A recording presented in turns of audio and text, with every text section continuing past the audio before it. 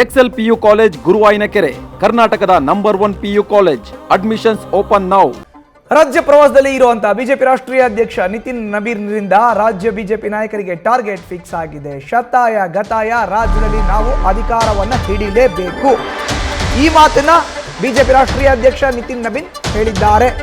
ರಾಜ್ಯ ಪ್ರವಾಸದಲ್ಲಿ ಇರುವಂತಹ ಬಿಜೆಪಿ ರಾಷ್ಟ್ರೀಯ ಅಧ್ಯಕ್ಷ ನಿತಿನ್ ನಬೀನ್ ಈಗ ಟಾರ್ಗೆಟ್ ನ ಫಿಕ್ಸ್ ಮಾಡಿದ್ದಾರೆ. ಶತಾಯ ಗತಾಯ ಏನ್ ಮಾಡ್ತೀರಾ ಗೊತ್ತಿಲ್ಲ, ರಾಜ್ಯ ಬಿಜೆಪಿಯ ತೆಕ್ಕೆಯಲ್ಲಿ ಇರಬೇಕು, ಅದಕ್ಕೆ ನೀವು ಕೆಲಸ ಮಾಡಿ. ರಾಜ್ಯ ಬಿಜೆಪಿ ನಾಯಕರಿಗೆ ಟಾರ್ಗೆಟ್ ಕೊಟ್ಟಿದ್ದಾರೆ ನಿತಿನ್ ನಬೀನ್. 2028 ಎಲೆಕ್ಷನ್ ಗೆಲ್ಲೋದಕ್ಕೆ ನಾಯಕರಿಗೆ ಟಾರ್ಗೆಟ್ ಈಗ ಫಿಕ್ಸ್ ಆಗಿದೆ. ಹೆಚ್ಚಿನ ಮಾಹಿತಿ ನೀಡ್ತಾರೆ ನಮ್ಮ ಪ್ರತಿನಿಧಿ ಗಣಪತಿ. ನೇರ ಸಂಪರ್ಕಕ್ಕೆ ಜಾಯ್ನ್ ಆಗಿದ್ದಾರೆ ನ್ಯೂಸ್ ಡೆಸ್ಕ್ ಇಂದ. ಗಣಪತಿ, 2028 ಶತಾಯ ಗತಾಯ ಬಿಜೆಪಿ ತೆಕ್ಕೆಗೆ ಬರಬೇಕು ಅನ್ನೋದು ಬಿಜೆಪಿ ರಾಷ್ಟ್ರೀಯ ಅಧ್ಯಕ್ಷರ ಮಾತು. ಟಾರ್ಗೆಟ್ ಅನ್ನ ಕೊಟ್ಟಿದ್ದಾರಂತೆ. ಏನೆಲ್ಲ ಆಯ್ತು, ಯಾವ ರೀತಿ ಇರುತ್ತೆ ಟಾರ್ಗೆಟ್, ಎಕ್ಸ್ಪ್ಲೈನ್ ಮಾಡೋದಾದ್ರೆ. ಮಧುಸೂದನ್, ನಿತಿನ್ ನಬೀನ್ ಅವರ ರಾಜ್ಯ ಪ್ರವಾಸ, ರಾಜ್ಯ ಬಿಜೆಪಿಯಲ್ಲಿ ಒಂದಷ್ಟು ಸಂಘಟನೆ ಇರ್ಬೋದು, ಒಗ್ಗಟ್ಟಿರ್ಬೋದು, ಹೋರಾಟಗಳಿರ್ಬೋದು, ಎಲ್ಲಕ್ಕೂ ಸಂಬಂಧಪಟ್ಟಂತೆ ಒಂದಷ್ಟು ಸಜೆಷನ್ ಅನ್ನು ಈಗಾಗಲೇ ನಿನ್ನೆ ಅಂತ ಕೊಟ್ಟಿರುವಂಥದ್ದು. ಬೆಳಿಗ್ಗೆ ಆದಂತೆ ಯಡಿಯೂರಪ್ಪನವರ ನಿವಾಸದಲ್ಲಿ ಉಪಹಾರ ಕೂಟವನ್ನು ಮಾಡಿದ್ರು, ಅಲ್ಲೂ ಕೂಡ ಒಂದಷ್ಟು ಚರ್ಚೆ ಮಾಡಿದ್ರು. ಅದಾದ ನಂತರ ಬಿಜೆಪಿ ಕಚೇರಿಯಲ್ಲಿ ಸರಣಿ ಸಭೆ ಕೂಡ ನಡೀತು.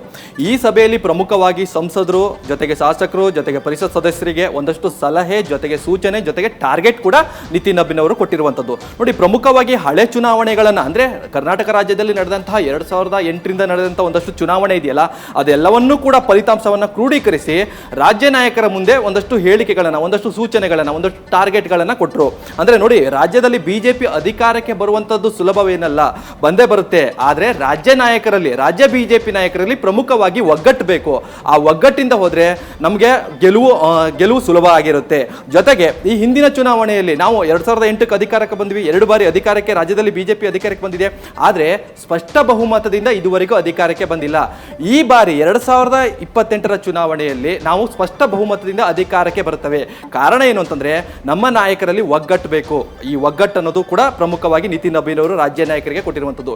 ಜೊತೆಗೆ ಸಂಘಟನೆ ನೋಡಿ, ಸಂಘಟನೆ ಪ್ರಮುಖವಾಗಿ ಹೇಳಬೇಕು ಅಂತಂದ್ರೆ ಇಲ್ಲಿ ಜೂನಿಯರ್ ಅಥವಾ ಹಿರಿಯ ನಾಯಕರು ಅಥವಾ ಕಿರಿಯ ನಾಯಕರು ಅಥವಾ ವಿಜೇಂದ್ರ ಅವರ ನಾಯಕತ್ವ ಈ ಎಲ್ಲವನ್ನು ಕೂಡ ಪಕ್ಕಕ್ಕಿಟ್ಟು ನಾವೆಲ್ಲರೂ ಕೂಡ ಒಗ್ಗಟ್ಟಿಂದ ಒಂದು ಸಂಘಟನೆಯಲ್ಲಿ ಭಾಗಿಯಾಗಿದ್ದೇ ಆದಲ್ಲಿ ನಾವು ಬಿಜೆಪಿಯನ್ನ ಸುಲಭವಾಗಿ ಅಧಿಕಾರಕ್ಕೆ ತರಬಹುದು. ಈ ನಿಟ್ಟಿನಲ್ಲೂ ಕೂಡ ರಾಜ್ಯ ನಾಯಕರಿಗೆ ಒಂದಷ್ಟು ಟಾರ್ಗೆಟ್ ಅನ್ನ ಕೊಟ್ಟಿದ್ದಾರೆ.